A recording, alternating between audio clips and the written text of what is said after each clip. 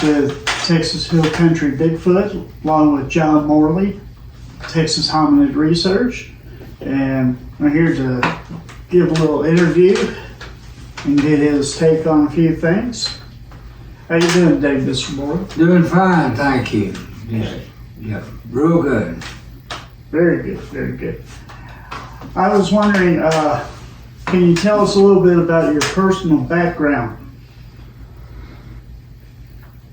We moved into a country setting just before I turned 8 years old. As I grew up in that setting, I spent a lot of time walking in the wooded environment that was surrounding the area where we lived. And I really found out how much I enjoyed being out there walking the fields and the woods and things like that. Mm-hmm. So that became a part of who I am. And presently today, if I can get out somewhere, I truly do look forward to it and enjoy doing it. Good. I know that you are military retired. Can you tell me a little bit about your early life and when you went into the military? What branch? Yes, when I finished college at what's now University of Texas, mm-hmm. at Arlington, Texas. When I finished that, I went to work for a while with the highway department. But at that time in my life, the draft was still there. Mm-hmm. And I knew that my college deferment had expired, so I knew I was going to get a draft notice. So I began to think about the military and decided that I would join the Air Force. Right after that decision, I did get a draft notice. So you were going no matter what. I was going. That is correct, yes. And so I went to, because of my college degree, I went to officer training school. And that was a 90-day event in my life. I came out of training school as a second lieutenant, and I actually completed then about 21 years of service. I could have gone longer, but I decided to go ahead and retire from the Air Force, and I retired as a lieutenant colonel. Okay. So I was satisfied with that. You mentioned your college degree. What was your degree in? My degree was in biology, okay. with a minor in geology. Okay. So yeah. So what prompted you to go into the Bigfoot research? For a long time, I didn't know anything about it. But growing up in Marshall, Texas, my wife had property there, and so I would go up and spend some time. Well, one of my trips up from San Antonio up to Marshall, there was a Bigfoot conference in Jefferson, Texas. And I thought, well, I'm going to go to that conference. I was there, so I went. And found it interesting, and I met a gentleman by the name of Charles DeVore, whom I became very associated with, and became good friends with him. And Charles belonged at the time to what was called the TBRC, Texas Bigfoot Research Conservancy. He belonged to that. So I joined TBRC also, and with a degree in biology, they assigned me and then also Charles to respond to Bigfoot reports that would come in to the TBRC, to respond to them in a 20 county area of Northeast Texas. So Charles and I did that for several years.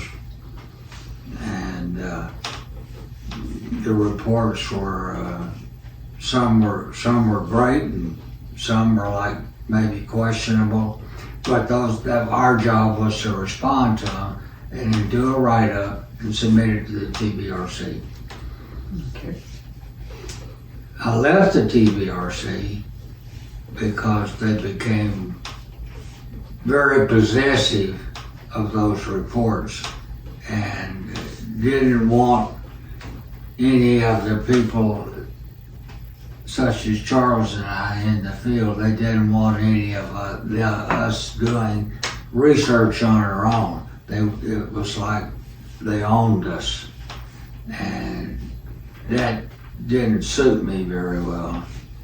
So they weren't too keen on putting the information out to the public or creating a database that they could share with others. Only one or two people were allowed to write up something and go on the TBRC website. And there was a lot of speculation in what they wrote. That the TBRC is currently,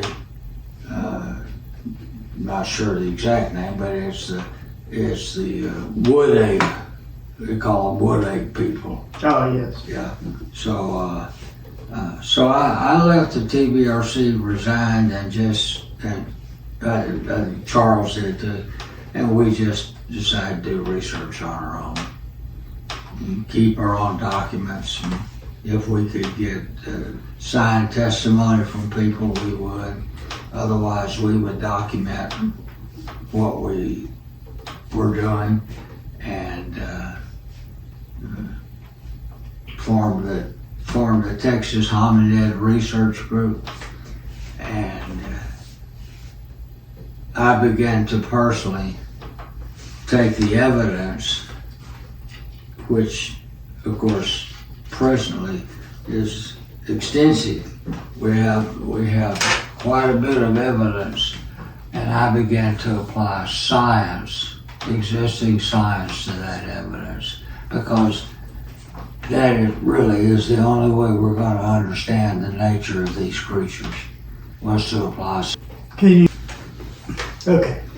Can you tell us about the first time that you had a sighting? Yeah, I think the first sighting I had was I was making a trip up to Northeast Texas from San Antonio.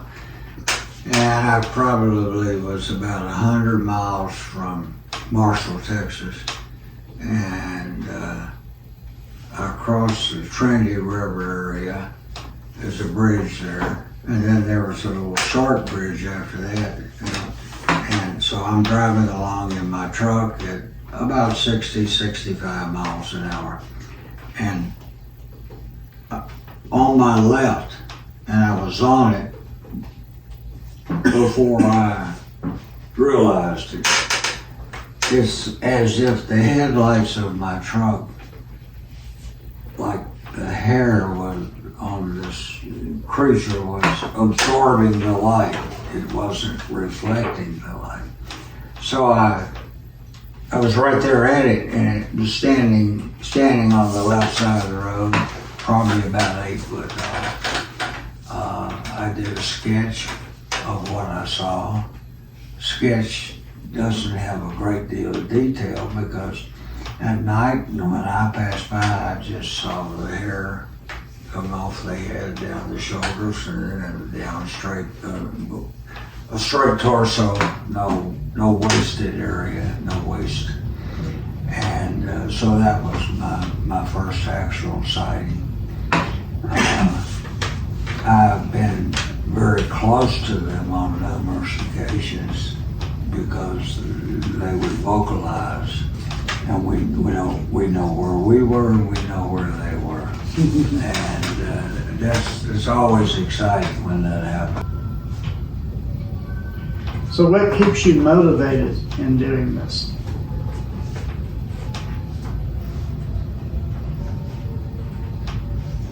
Do you want to I'll get as much evidence out there as possible?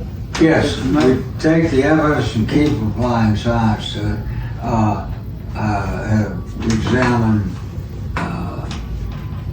the arms, ratio of the arms to the legs, etc. That's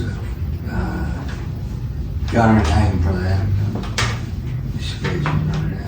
But in looking at that ratio and using the best evidence that we have is from a forensic scientist who had the length of the arms, the length of the legs, and when you run the calculation on by dividing one into the other, that whole, I have a paper on that, and that calculation indicates that the arms are approximately between 2 and 3 inches longer than the legs. Wow. Yeah. When you knowing that, now we can understand how they're able to move so quickly in a quadrupedal mode. Their arms are longer than their legs. Right. And you and I, we have a ratio of about 7-2. 7-2 meaning that legs are longer than the arms. A ratio of 100 means they're the same length. But in their case, they're about 2-3 inches longer than the legs. Okay. So, in your opinion, what are these, based on scientific observation, what are these things? Are they an unknown primate, or are they more closely related to human? Or give us your take on that. Yes, they're very much a primate. They're habitually bipedal most of the time, except when they go down on all fours, which is something that humans are unable to do. It's because our arms are shorter.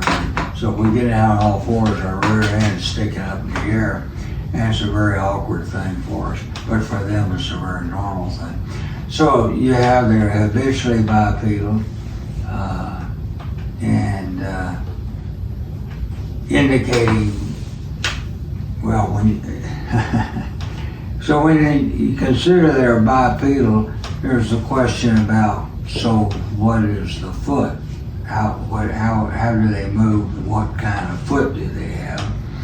And there's also the question of their intelligence. And we now have recordings of language-like sounds. The first evidence of that was the Barry Moorhead recordings. But since then, in north central Texas, there's a family there, that is a husband and wife, who had analog recorders posted out on their property, and they recorded vocalizations that were language sounds. And he said, so what is a language sound for, like we have a language sound? Okay, so you got to look at a couple of things. One is the apparatus that they have, which produces vowel sounds. Humans are the only ones that can produce a vowel sound, like A, E, I, O, U, in a word. They're able to do that. We have words spoken that have vowel sounds in it. So that means the vocal apparatus is at least very similar to what we have. In that regard, the upward part of our vocal tract and then the horizontal part, that is from the back of the throat out to the lips, we have a ratio of about 1 to 1. And so since they're able to produce vowel sounds, we have to at least hypothesize, since we don't have a body to examine, but we hypothesize that they have a 1-to-1 ratio approximately, or they wouldn't be able to make vowel sounds. So that's a similarity. We say that they have an articulated language, meaning that the utterances that come from the vocal cords or the vocal folds, those vibrations that start down here and come up and into the back of the mouth, they are articulated by the mouth, that is changed. So the shape of the mouth, the position of the teeth, the position of the tongue, and the oral cavity, depending on what the word or the sound is,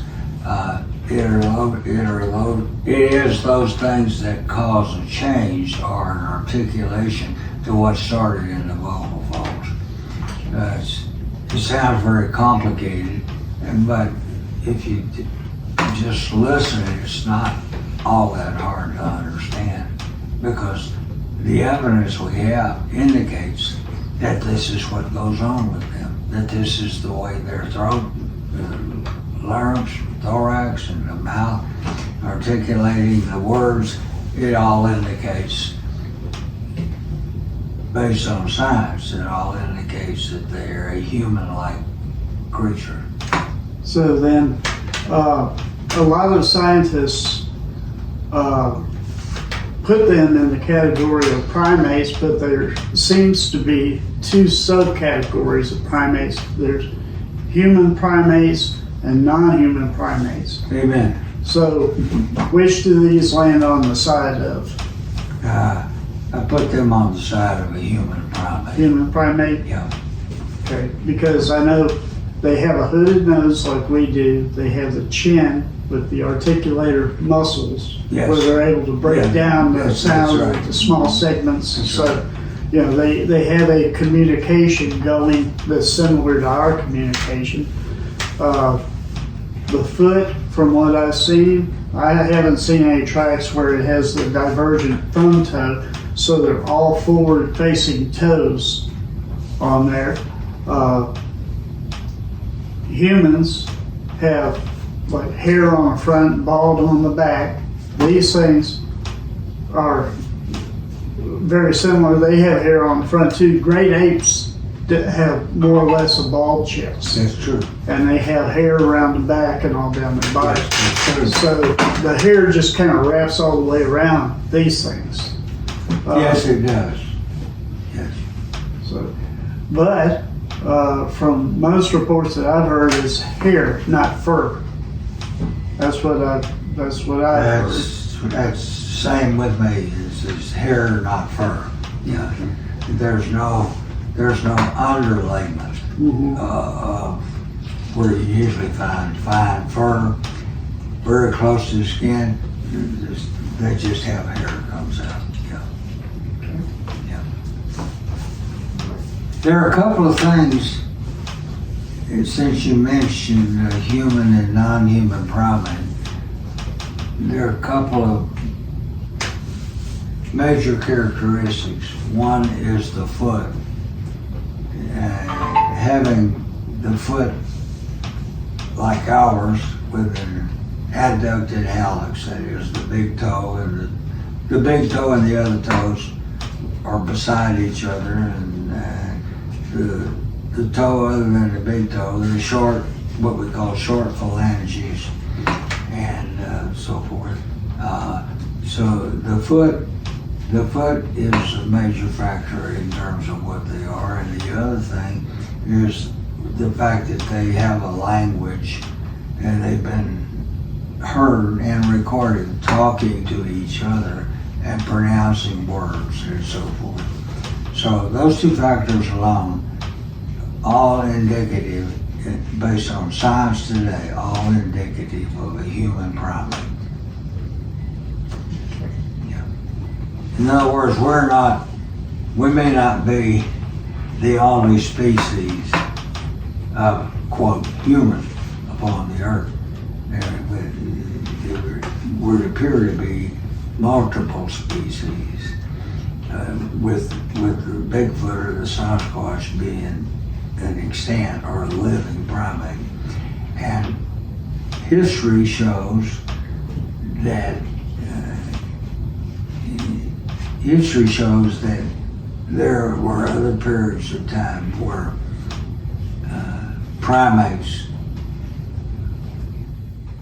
several primates inhabited the earth at the same time. And the fact that they appear to be and are a human primate, this confounds academic science, because no one to date in academic science has wanted to acknowledge that they are a human type primate. Okay. So it presents a problem for academic scientists. Are there any that have addressed that? To an extent, there are some, but no one has come out yet and said, and in a paper with witnesses or with characteristics defining the human primate. No one has come out with that at the academic level. It only exists at where someone like myself or someone else who believes as I believe,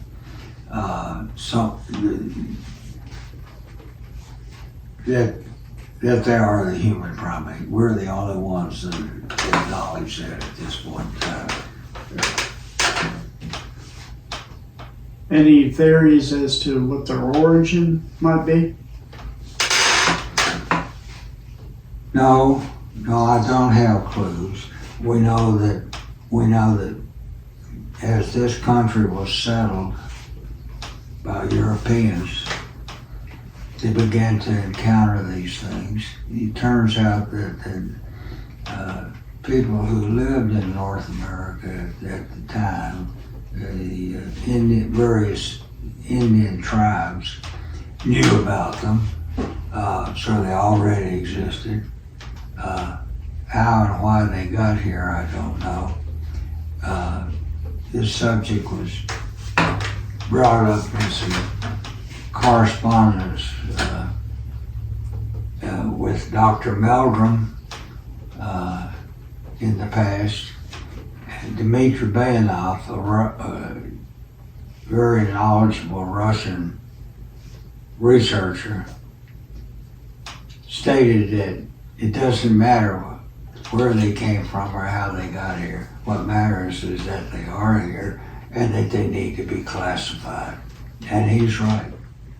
They need to be classified. They still exist in the academic environment as a non-classified primate, although Dr. Meldrum calls them an ape.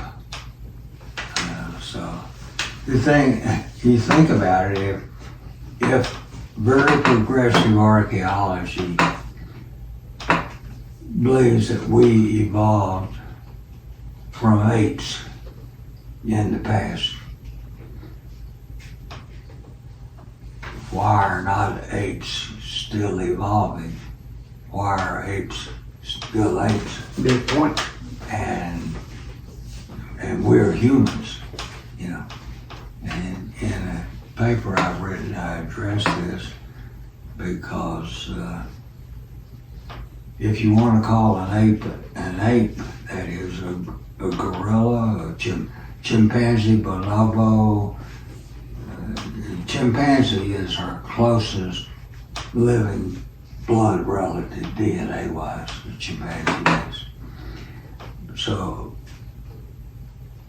if those are apes, that is non-human primates, and we're a human primate, why are we not known as a human? Why does progressive archaeology still call us an ape?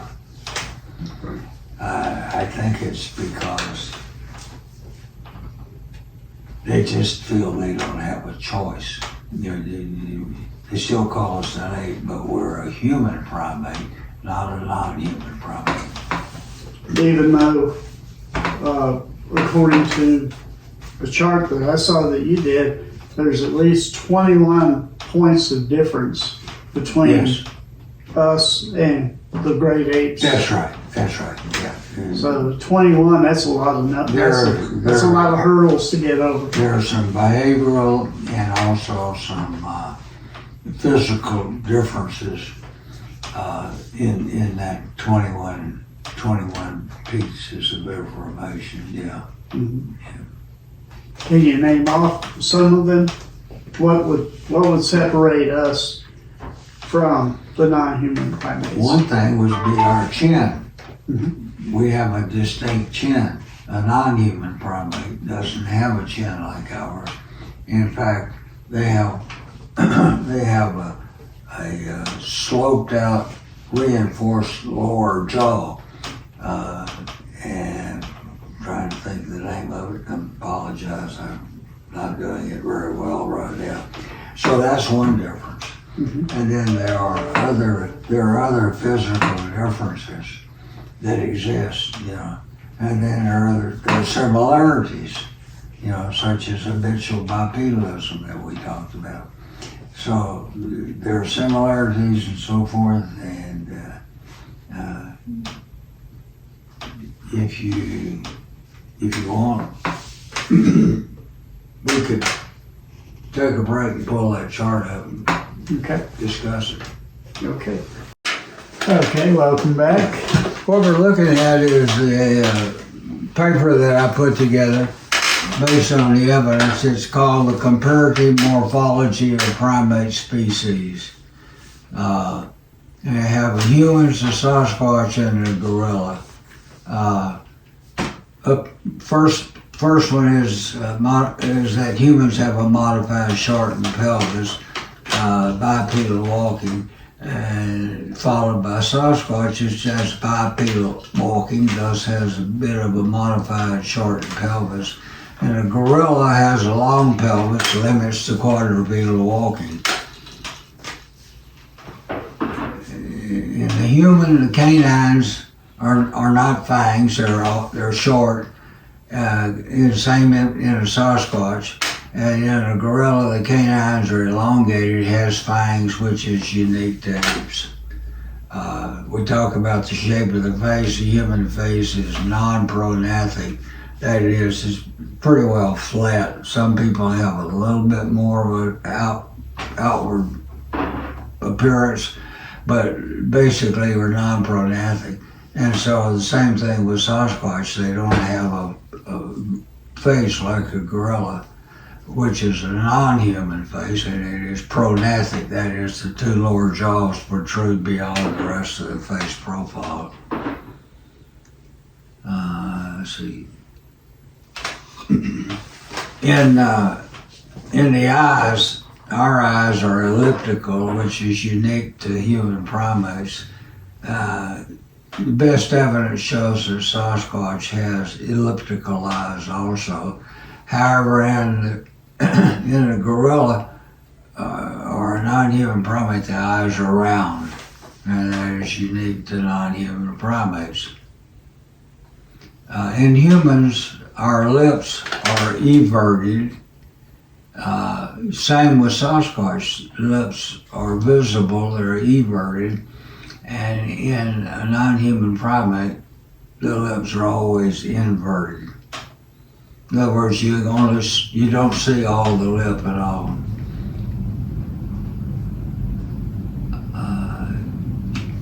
Humans have a phonetically articulated speech. Evidence indicates that Sasquatch has a phonetically articulated speech. However, a gorilla doesn't have a mechanism for phonetic articulation. Speech is not possible.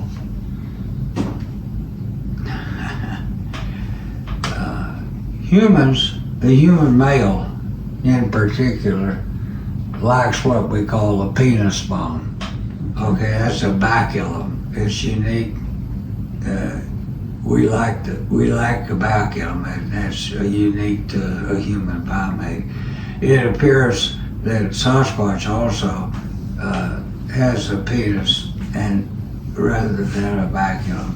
However, in a non-human primate, all of them have what we call a penis bone or a baculum, and for them to mate, the baculum has to descend from the abdominal area out into the penis. That's the only way that a non-human primate can mate with a female. Moving on down just a little bit. Humans have what we call a dental arcade that is V-shaped. We actually don't know what the shape of a Sasquatch dental arcade is, but we know that gorillas have a U-shaped, and that is unique to apes. Humans have 46 chromosomes. Sasquatch may have the same number as us. However, a gorilla has 48 chromosomes, which is unique to apes. In humans, 2 of the chromosomes have combined, and hence we have 46. A difference between us is that humans are diurnal. That means daytime and nighttime. Sasquatch are primarily nocturnal, but that is only true part of the time. And in gorillas, they are diurnal only. We have an estimate on brain size. A human's brain is roughly 1,400 cc's. And it's been estimated that the Sasquatch has at least 750 or more cc's, while a gorilla has only a 530 cc average brain size. So that's some of the 21 characteristics that we have, that I put together. So I hope that serves to help people who might view this broadcast. Now we're going to go over some of the evidence collected so far. Some of the footprints and handprints and some vocalizations.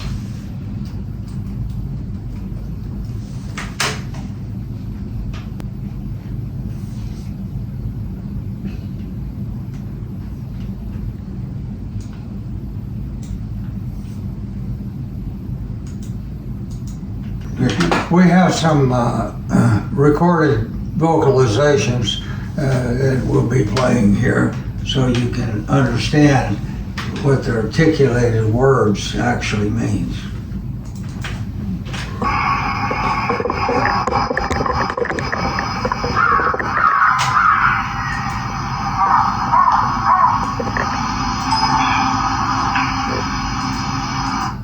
That particular vocalization that you just heard is from north central Texas.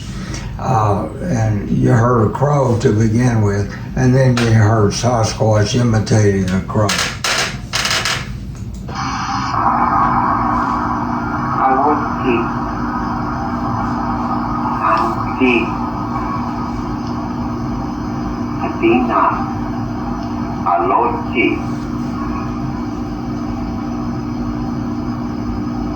Andy,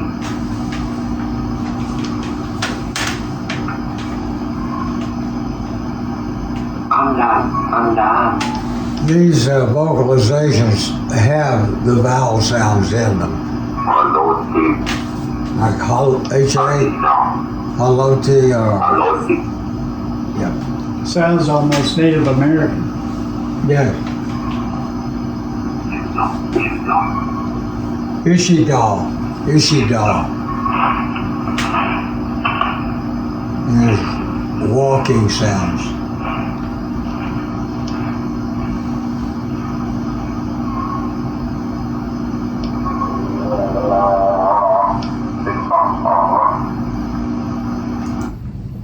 These were recorded at different places around the property, in particular inside an old tractor barn. They had microphones, and that's what recorded these sounds.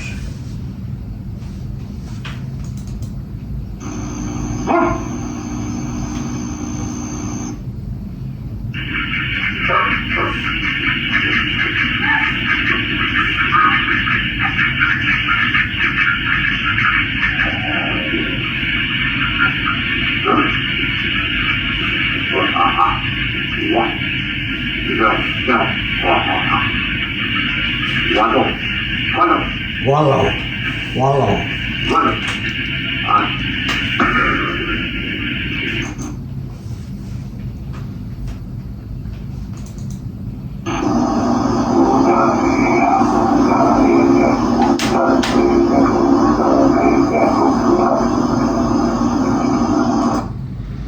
What you just heard was Unaheya. It was repeated 4 times. It's like a chant. Unaheya, Unaheya. We'll play that again.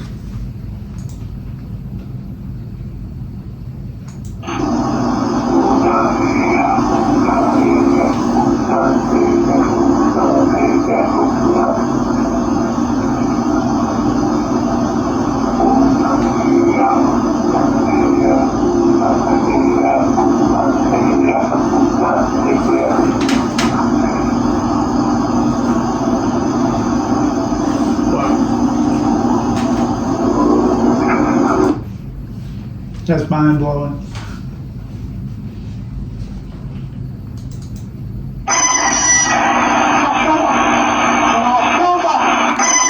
Nashoba. Be very clear.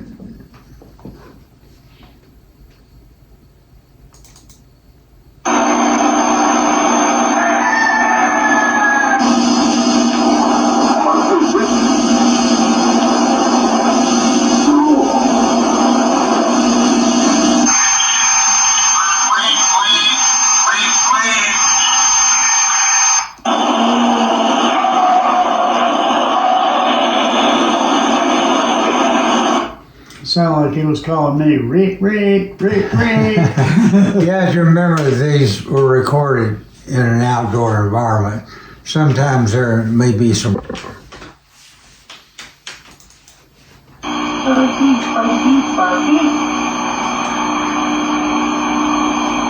Britt. Can you give a little background on that?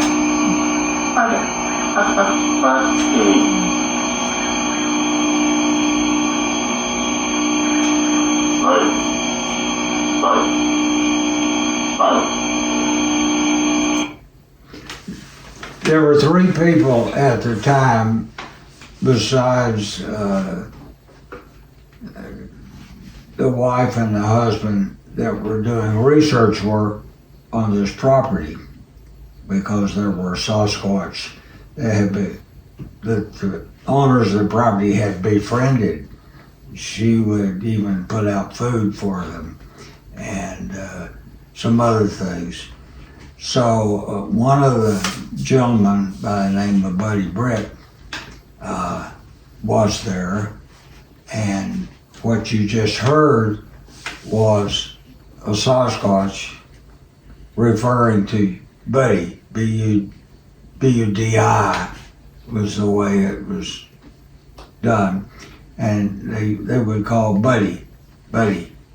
And Buddy got nervous about that, the fact that they were calling his name, and he backed off of the research because he was just uncomfortable having his name called.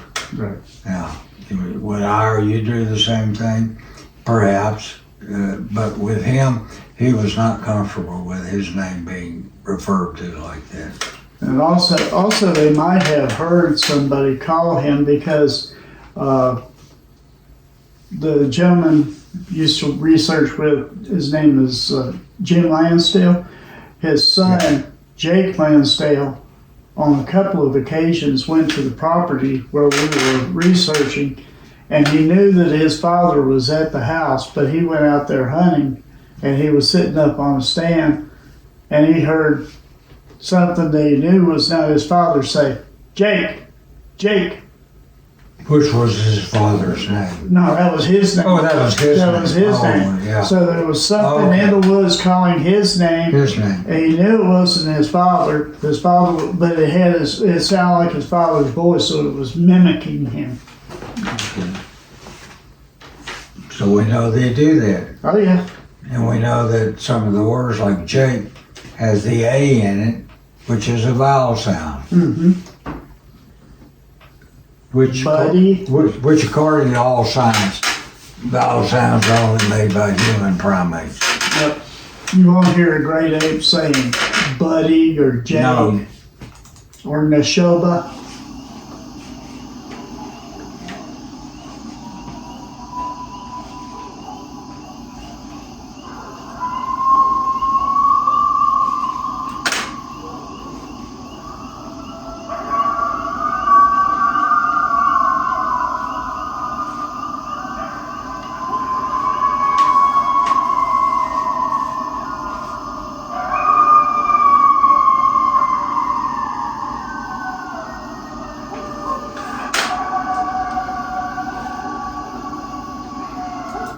The sounds you're hearing there are some distance from a microphone, but they are Sasquatch vocalizations in that they are communicating between each other while not being with each other. They're at some distance from each other.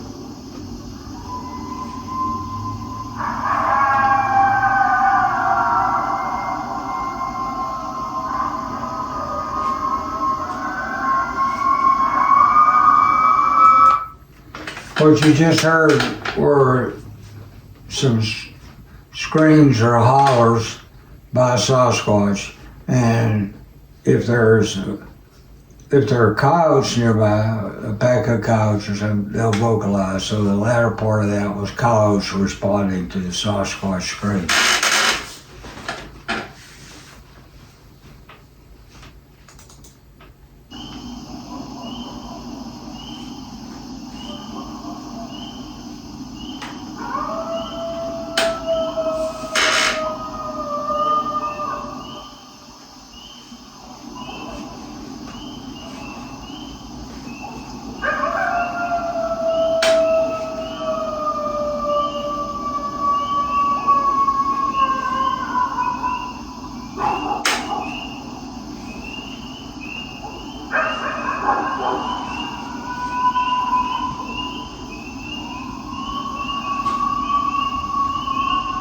That's not a coyote.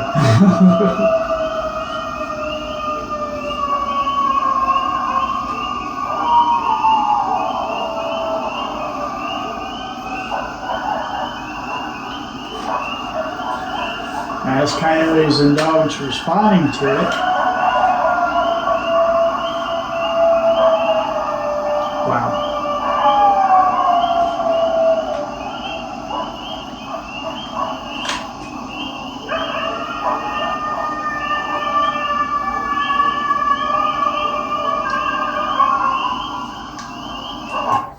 What you just heard are some Sasquatch as well as some few coyote, but the Sasquatch were not using articulated words at that time. These are, what you heard was some of the hollers and the screams that they do, which are primarily a long distance communication.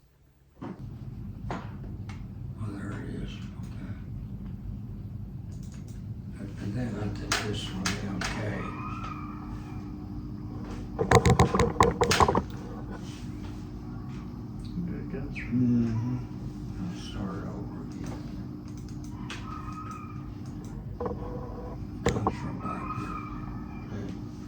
All That's what fours. it is. All fours. There's a little patch of corn right here.